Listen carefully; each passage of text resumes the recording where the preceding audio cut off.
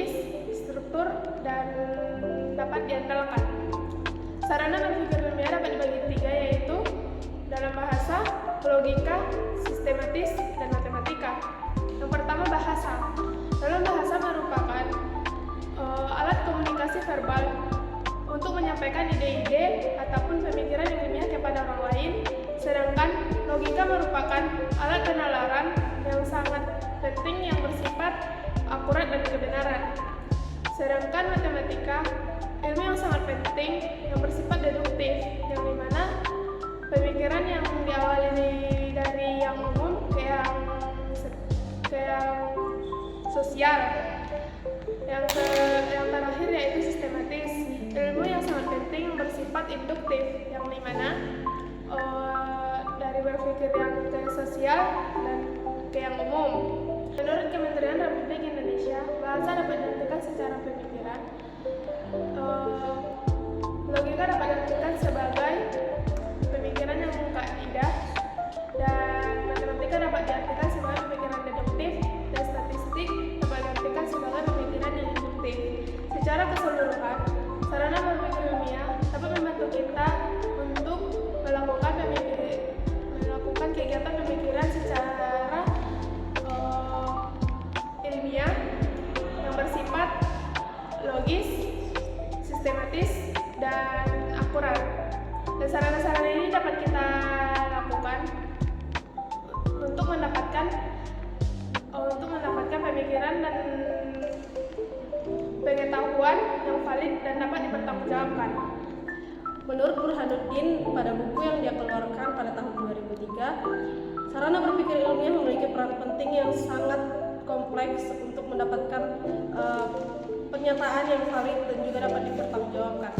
Nah, macam-macam dari sarana berpikir ilmiah ini ada induksi, deduksi, analogi, kausalitas, abstraksi, observasi, dan juga eksperimen, yang dimana induksi adalah berpikir yang dimulai dari pengumpulan data dan juga yang kemudian terakhir ditarik kesimpulan dari data yang sudah ditemukan. Yang kedua ada deduksi, yang dimana kita yang mendapatkan kesimpulan yang pertama kita mendapatkan kesimpulan, dan yang terakhir dari kesimpulan itu kita kembangkan menjadi sebuah data. Yang ketiga ada analogi, yaitu proses menalar yang melibatkan perbandingan tentang dua hal untuk mendapatkan kesimpulan tentang kesamaan dan hubungan keduanya. Yang keempat ada kausalitas, yaitu pemahaman dengan tentang hubungan sebab akibat antara dua atau lebih dari faktor. Yang kelima ada abstraksi, yaitu berpikir dengan menyederhanakan informasi yang kompleks, atau lebih rincinya bisa kita katakan hanya berfokus pada aspek yang penting dan juga relevan. Yang keenam ada observasi, yaitu menganalisis fenomena yang ada di sekitar atau di sekeliling kita secara langsung dan tidak langsung dengan tujuan untuk memahami dan juga menarik kesimpulan. Dan yang terakhir ada eksperimen untuk menguji hubungan sebab akibat pada suatu peristiwa. Dan juga tujuan utama dari berpikir ilmiah adalah untuk menghasilkan suatu pernyataan yang lebih valid, logis, dan juga dapat dipertanggungjawabkan di kemudian hari, dan melalui beberapa cara yang saya sebutkan sebelumnya. Yang terakhir yaitu sarana berpikir ilmiah. Contohnya yang pertama yaitu penelitian ilmiah, yang kedua pengembangan ilmiah, yang ketiga pendidikan, yang keempat kedokteran, dan kelima lingkungan. Contoh spesifik penerapan sarana berpikir ilmiah, yang pertama penelitian tentang efektivitas obat yang menggunakan eksperimen dan analisis untuk menguji efektivitas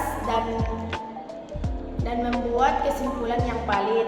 Yang kedua, mengembangkan teknologi baru yang menggunakan induksi dan deduksi untuk mengembangkan konsep dan desain produk dan inovatif.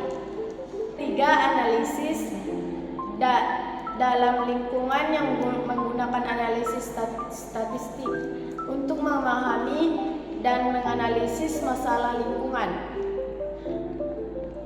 Dengan demikian, sarana berpikir ilmiah sangat penting dan berbagai bidang untuk meningkatkan kualitas berpikir dan menghasilkan pengetahuan yang valid.